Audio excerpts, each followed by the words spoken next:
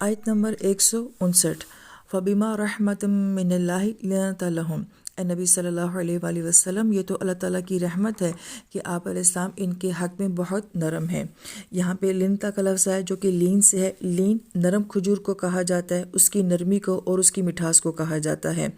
پھر فرمایا کہ وَلَوْ كُنْتَ فَظًّا غَلِيظَ الْقَلْبِ، اگر آپ علیہ السلام تندخو ہوتے، سخت دل ہوتے، لَانفَضُّوا مِنْ حَوْلِكَ، تو یہ آپ علیہ السلام کے ارد گرد سے منتشر ہو جاتے۔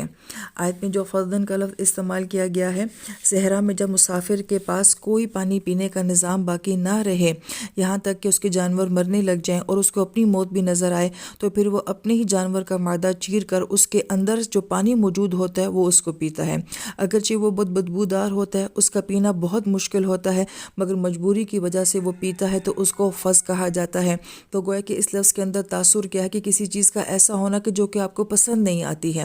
جس سے آپ کو اسمیل آتی ہے، جو آپ کو اچھی نہیں لگتی ہے۔ پھر دوسرا لفظ جو یہاں پہ استعمال کیا گیا ہے غلیظ کا، غلیظ عربی زبان میں کہا جاتا ہے کسی کے ساتھ جانور کی طرح کا سلوک کرنا، اور یہ تبھی ہوتا ہے کہ جب کسی کا دل بہت سخت ہو جاتا ہے تو وہ انسان کو جانوروں کی طرح ڈیل کرتا ہے۔ پھر لنفضوا کا لفظ استعمال کیا گیا، فض کہا جاتا ہے کہ کسی چیز کو اس طرح سے توڑنا کہ وہ بالکل آپس میں الگ الگ ہو جائے، اس کو دوبارہ نہ جوڑا جا سکے۔ جیسے کہ شیشے کا ٹوٹ جانا، تو جب شیشہ ٹوٹتا ہے تو اس کے ذرات کتنے دور دور تک جو ہے وہ بکھر جاتے ہیں، تو یہ فض کا لفظ بیان کیا گیا ہے۔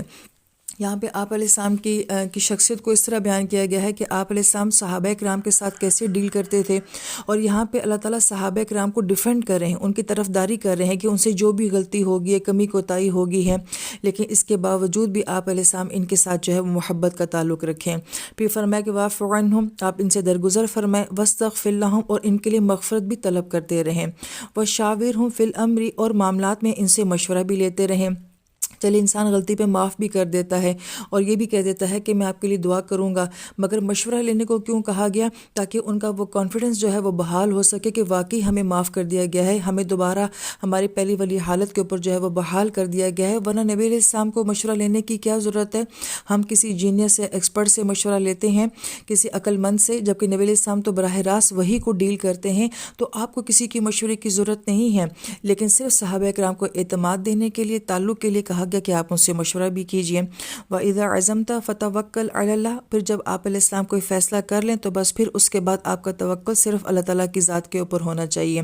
یہاں پہ کام کی ترتیب بھی بتائی جا رہی ہے کہ کوئی کام جب آپ کرنا چاہیں تو پہلے آپ کا پیپر ورک ہو، آپ کا ہوم ورک ہو، پھر اس پہ ہم لوگوں کی اوپینینز اور مشورے بھی لیں، لیکن فائنلی پھر جو ہے وہ آپ کا اپنا پرسنل ڈیسیجن ہونا چاہیے۔ ساتھ ساتھ اس آیت مبارکہ کی تفسیر میں ہمیں یہ بھی بتایا جاتا ہے کہ اگر ایک انسان لیڈر ہے، کسی ادارے کا بڑا ہے، تو وہ اپنے چھوٹے لوگوں کے ساتھ کیسا رویہ رکھے، ان کو کیسے ڈیل کرے،